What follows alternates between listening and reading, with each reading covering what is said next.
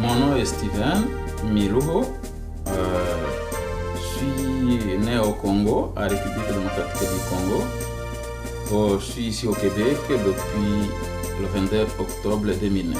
Es Carlos Arturo Castillo, soy de Colombia, tengo 25 años. Bonjour, je m'appelle Ishak Berger, j'ai 10 ans. Bonjour, mon nom c'est Jolie, j'ai 11 ans, je vais à l'école Marie-Charlotte, je suis en 5e année. Moi je suis née au Congo. Bonjour, mon nom est Demain Garzi, je viens du Népal.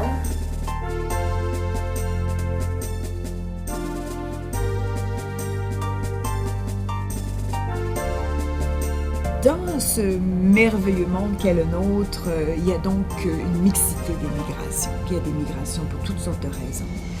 Pour avoir une amélioration dans sa vie personnelle, une amélioration économique, mais aussi notamment une migration dite forcée.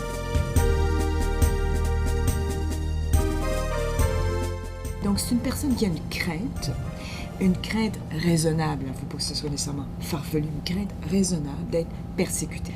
Et cette persécution-là, basée donc sur une crainte raisonnable, dans le contexte de la définition de réfugié, elle doit être fondée sur certains motifs.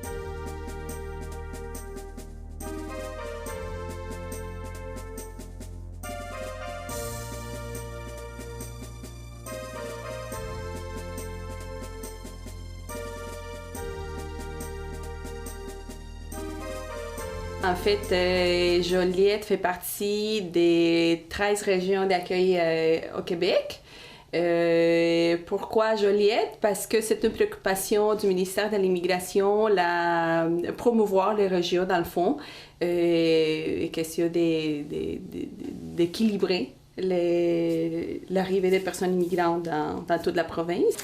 Et le crédit est mandaté par le ministère de l'Immigration pour, premièrement, l'accueil des personnes réfugiées qui sont prises en charge par l'État, et l'installation, ainsi que l'accompagnement pendant les premières 5 années de leur arrivée au Québec. Je veux vous souhaiter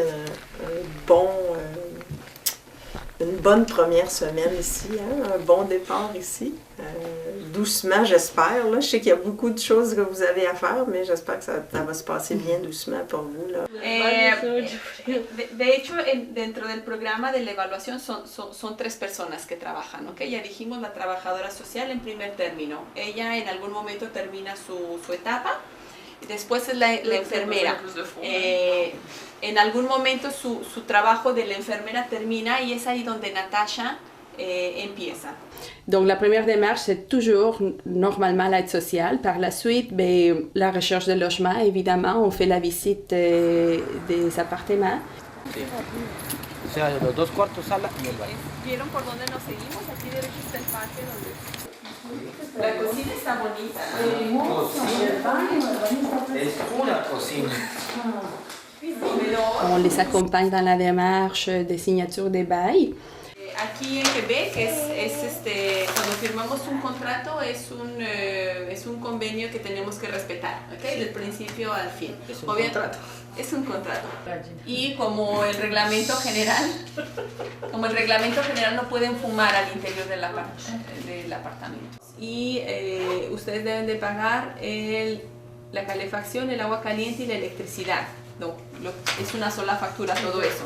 Lo mismo para usted. L'installation, mais on est là pour leur montrer comment ça fonctionne l'appartement, comment ça fonctionne le chauffage, comment on utilise la cuisinière. Cuando esto está funcionando, inmediatamente que abrimos una de las llavecitas, ustedes van a ver que se prende aquí. Quiere decir, es un indicador de calor que está prendido.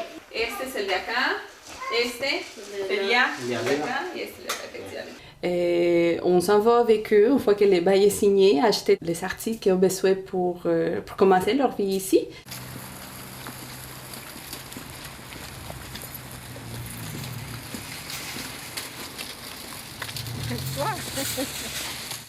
Il y a beaucoup de défis. En fait, c'est sûr que si j'ai fait recours aux commentaires des personnes réfugiées, le premier défi, c'est toujours au niveau de la langue. Je suis un petit peu triste à cause de la langue Parce que la première fois quand j'arrive, je ne connais pas aucune des Français. J'avais une base de français, mais mon français, c'était pas vraiment correct. Quand on a fait le processus, les gens m'ont dit que je vais partir au Canada. Mais je ne savais pas qu'au Canada, il y a des langues françaises qui existent. Moi, je pensais qu'il y a des places anglaises.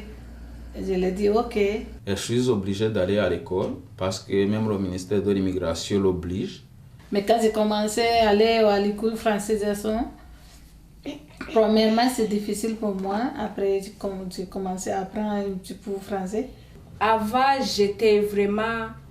j'étais triste parce que je vais reculer en arrière. Nous, on a plus de 18 ans. Qu'est-ce qu'on va faire?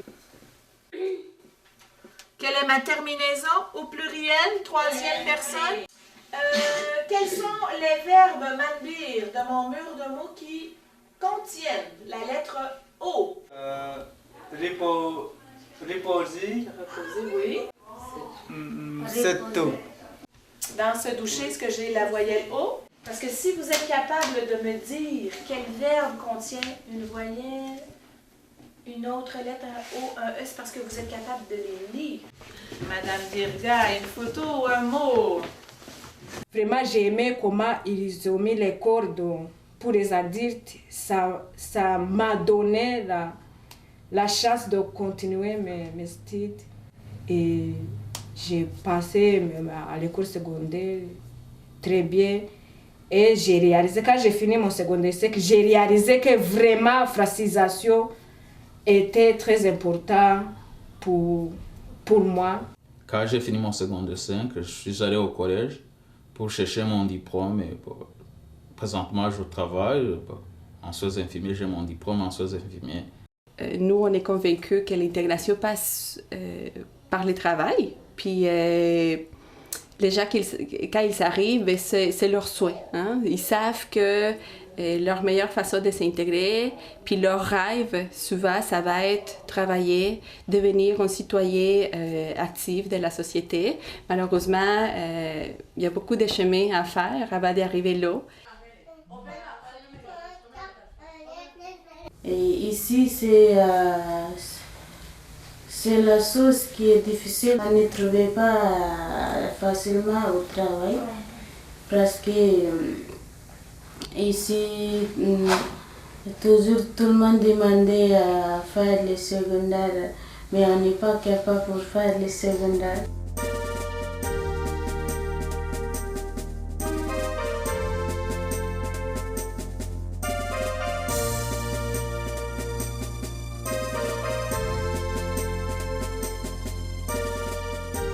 Les gens, souvent, on pense que l'immigration, c'est qu'est-ce qu'ils viennent faire au Québec, pourquoi qu'on les accueille, ils viennent prendre nos jobs, c'est toutes des choses qu'ils se disent.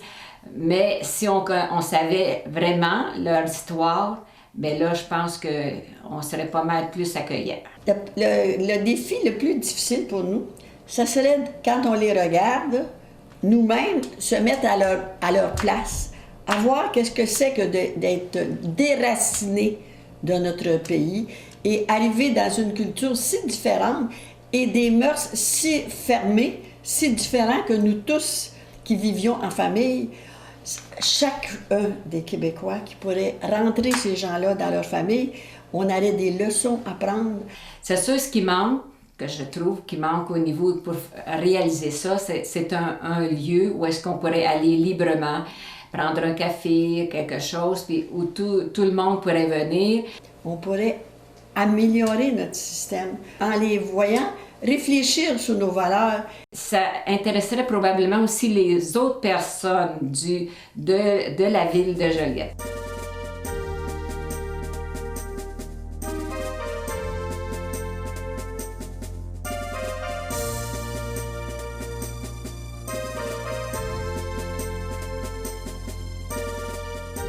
Ouvrons une petite parenthèse. Généralement, les camps de réfugiés sont mis en place lorsqu'il y a une situation d'urgence Pourquoi? Parce que c'est un des moyens les plus efficaces de pouvoir rejoindre le plus de personnes lorsqu'il y a une arrivée massive, par exemple, dans un autre pays, de pouvoir non seulement les enregistrer, ce qui donne bien sûr une ouverture à l'accès à des services, l'accès notamment à une survie physique, mais aussi une assistance juridique. Alors, tous ces camps-là donc, permettent effectivement donc, l'accès à une assistance le plus rapidement possible. Sauf que dans l'établissement de politique vis-à-vis les camps, il faut que ce soit le plus court possible. Il faut que ce soit une mesure temporaire parce que l'expérience indique que la vie dans des camps crée des situations extrêmement souffrantes où, par exemple, je vous donne l'illustration du camp Dadaab, dont on a fêté les malheureux 20 ans l'année passée. Ça crée des gens qui sont en état de dépendance vis-à-vis de l'assistance, et notamment parce que ces gens-là ne peuvent pas s'épanouir d'aucune manière, ne peuvent pas réaliser leurs talents, ne peuvent pas se développer. Alors, le HCR est très préoccupé par ces questions-là. Je dois quand même vous dire, parce que souvent, il y a des idées un peu préconçues à ce niveau-là. En termes de camps de réfugiés, c'est plutôt à peu près 40% de tous les réfugiés qui se retrouvent dans les camps. Les autres sont notamment des camps urbains ou des camps ruraux, mais c'est-à-dire ce ne sont pas des camps, mais ce sont des réfugiés en situation urbaine ou situation rurale. Alors, soit qu'ils s'intègrent à la communauté localement, ou à des villages, ou, etc., ou créent des communautés sur place, mais sans avoir l'allure ou la situation d'un camp. On habite à 18 ans au Népal, camp de réfugiés. Et c'est un petit peu difficile vivre au réfugié camp. Mais quand même, notre pays, c'est notre pays. Mais on est réfugié, on est resté avec beaucoup de personnes qui viennent plusieurs villages. Et on est resté avec beaucoup de personnes, beaucoup de religieuses qui viennent plusieurs villes.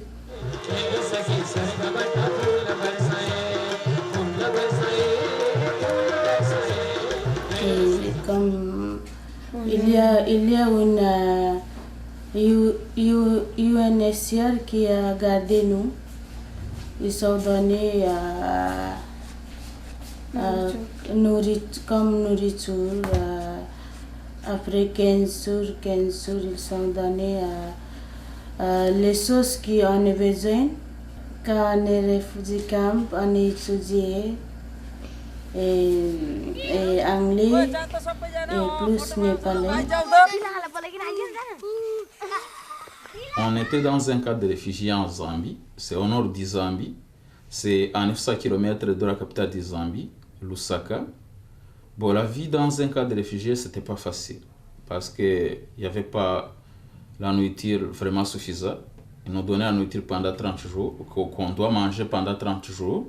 Vraiment, c'est difficile, surtout les enfants. Je dis les enfants parce que c'est moi qui restais beaucoup avec les enfants.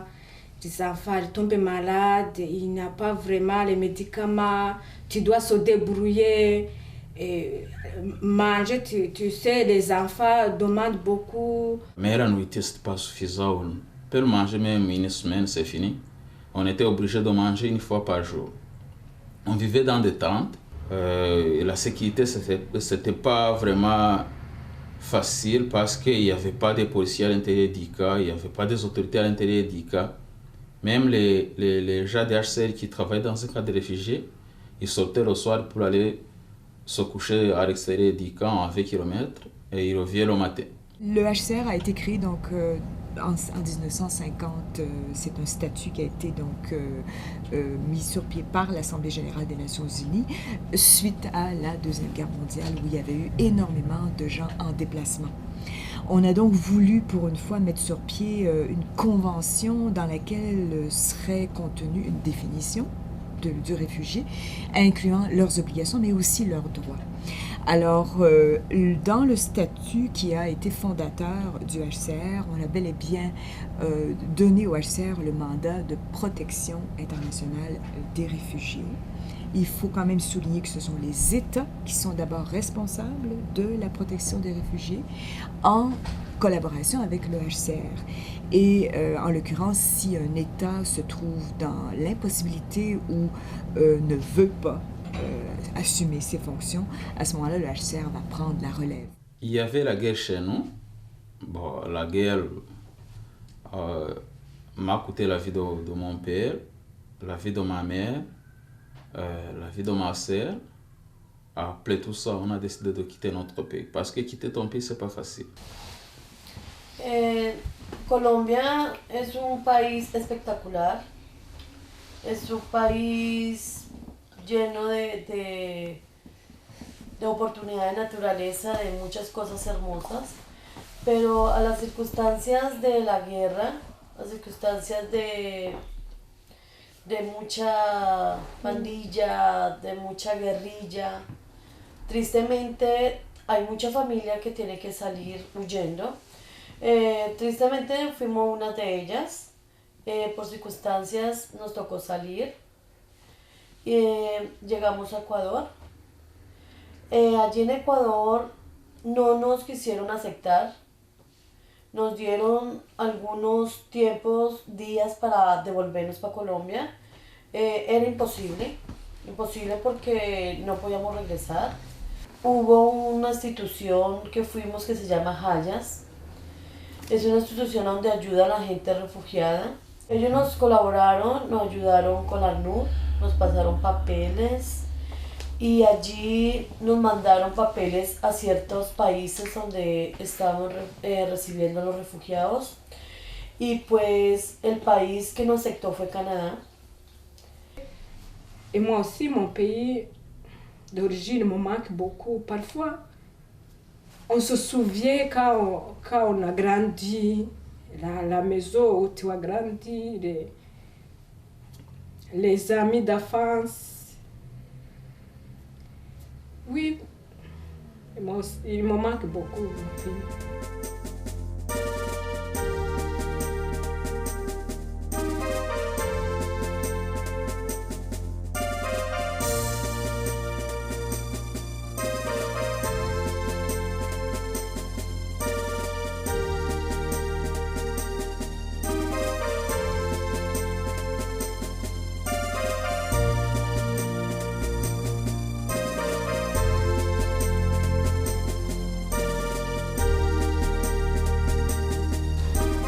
Moi, je l'aime beaucoup ici au Québec. C'est la loi première.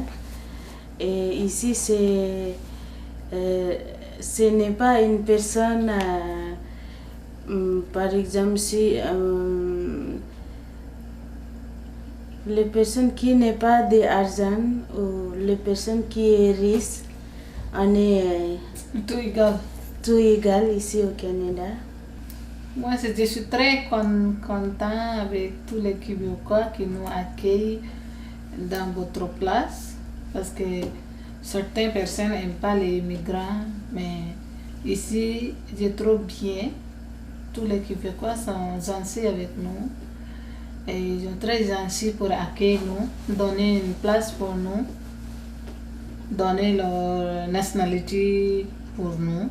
Imaginez, tu arrives dans un pays là où ton pays n'était pas capable de te protéger, mais tu arrives dans un autre pays, dans des 10 millions de kilomètres, mais le pays t'accueille, il te nourrit, il t'héberge, il te donne tout ce que tu veux, il te donne l'école, il te donne la vie à ta famille. Moi, je dis merci aux Québécois, aux Québécoises.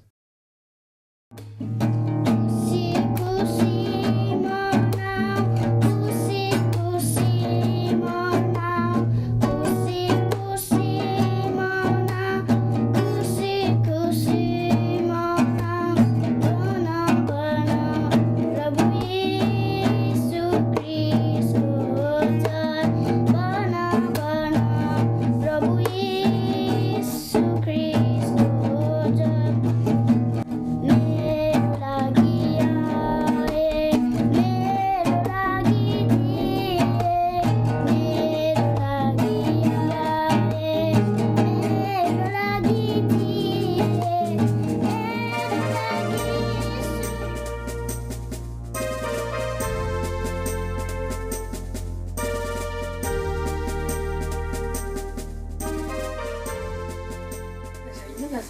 pays, puis là, je savais pas quoi faire. Tout ce que je faisais, là, c'est suivre mes parents, puis juste être avec ma maman, parce que c'était quand même, là, c'était mon petit soutien, là. C'était juste avec ma maman que j'avais peur, là.